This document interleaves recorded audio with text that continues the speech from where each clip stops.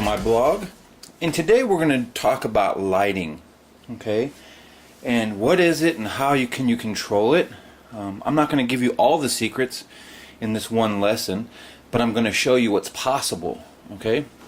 So what you're seeing in front of you is an egg, and at the Brooks Institute, which is one of the finest photography schools in the country, if not the world, one of the exercises they teach, or they have you try to figure out, is how to light an egg on a white background.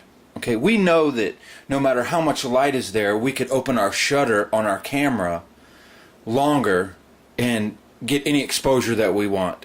So don't let the exposure fool you tonight, because we're using the camcorder, and what a camcorder will do is it will adjust the exposure best it can. Okay, it'll try to make everything 18% gray or whatever, and I'm not going to be able to go in and adjust exposure manually and work with the lights and the modifiers to show you to compensate, to give you the proper exact 18% diffuse value. Okay, if you look at this egg right here, over here on this side, the brightest portion of the egg, that's called the diffuse value. Okay, now you notice how the shadows on the egg, the exposure is not wrong on this egg. The quality of light that's lighting this egg may or may not be flattering. However, the exposure is proper.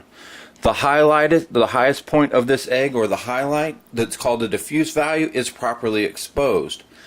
That's to say, if you expose the cheek of somebody and they're properly exposed, the light may not go into their other eye. It may not light both eyes. It may give a nasty shadow under the nose. However, if you have the proper exposure on the cheek, then it's properly exposed. So exposure is very subjective. But what I'm talking about more of controlling light and light patterns.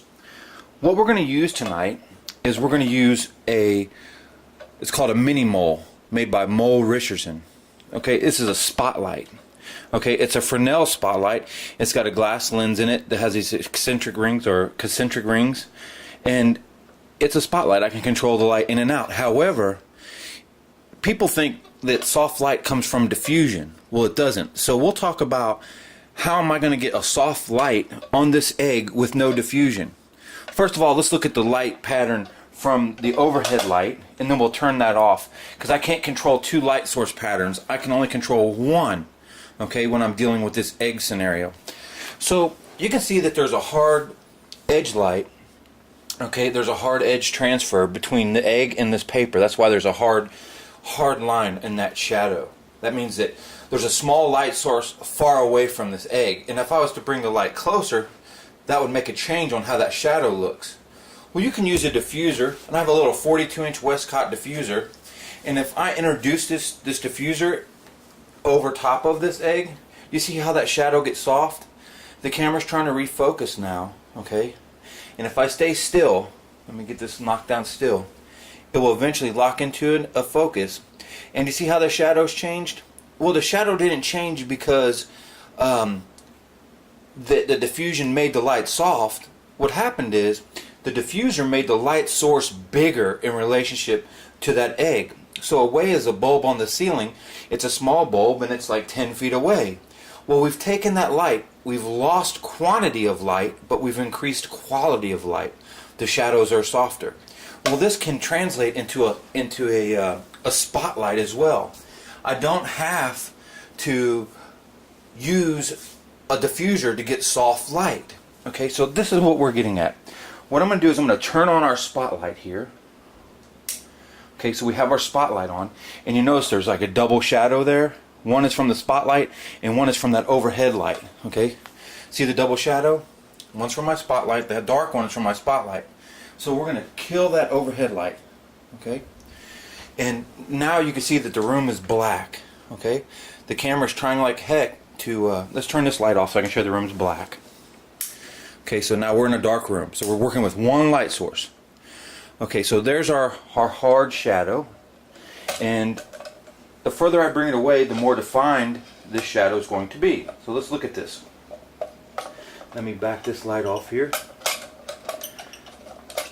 Okay, so I've got the light off the stand, and now I can zoom in this light. There's zoom control, and I can control how this thing is spotting or making it wide. So I have a small pinpoint light source, so you can see that hard shadow, and I can move this shadow around the egg by placing the light at a different angle.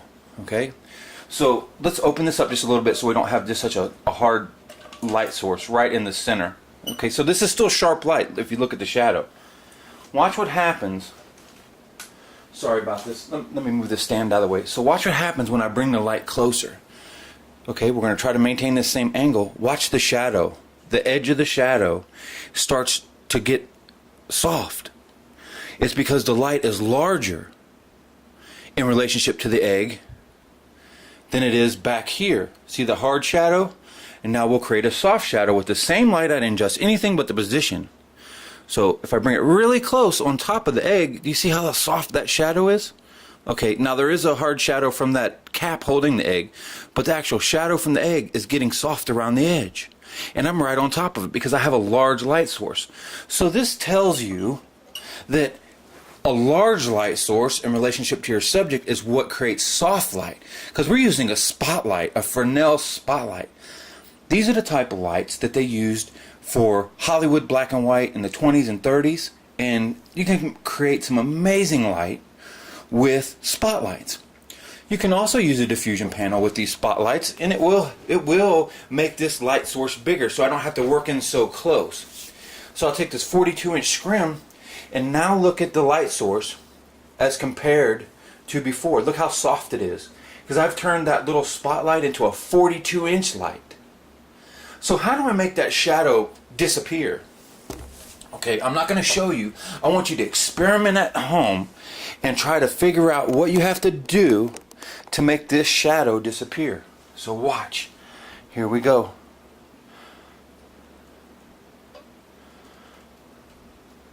So there you have it. There's a small shadow where the cap the cap is that's holding the egg, but I got rid of the shadow completely on that egg. How did I do that? Okay, so now that you can see that it can be done, this is an exercise they give all their students at Brooks to get them to think on how to control light. I'm not using a diffuser. I'm not using anything. I'm using one hard light source. So I'll bring that light back into you, and there it is. There's our hard light source with our hard shadow, and here it is. Get that camera to focus. And that's how quick. I'm literally not moving any distance different from the camera, but I am doing something specifically to the light to give it that soft shadow and controlling where the shadows fall. So I want to thank you for visiting my blog today, and I hope that you guys have a great day. So until next time, we'll see you soon.